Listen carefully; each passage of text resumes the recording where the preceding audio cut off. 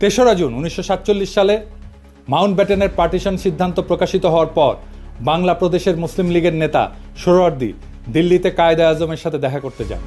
সোহরাওয়ার্দী এবং বাংলার মুসলিম লীগ ভেবেছিল পুরো বাংলা প্রদেশ পাকিস্তানে যাবে। পার্টিশনের সিদ্ধান্তে তারা স্বাভাবিকভাবে আপসেট হয়।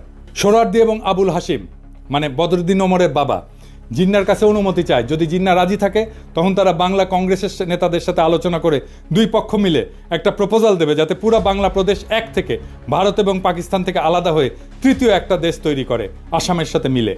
জিন্না তার সম্মতি প্রদান করেন। এই প্রস্তাবে বাংলা কংগ্রেসের নেতা শরৎ বসু, সুভাষ বোসের দাদা এবং শর্মিলা বোসের ঠাকুরদা, যিনি এই বইটা লিখছিলেন, ওনারা নিমরাজি থাকলেও কেন্দ্রীয় কংগ্রেসের নেতা নেহেরু এবং সর্দার প্যাটেল যখন জানতে পারে, তারা শরৎ বোসকে বিশাল ঝাড়ি মারে। তাতে শরৎ বোস ওই প্রস্তাব থেকে সরে আসে। এছাড়া বাংলার হিন্দু মহাসভার নেতা শ্যামাপ্রসাদ মুখার্জি এই প্রস্তাব শোনার পর বিশাল জনসভা ডেকে এই প্রস্তাবের বিরোধিতা করার জন্য।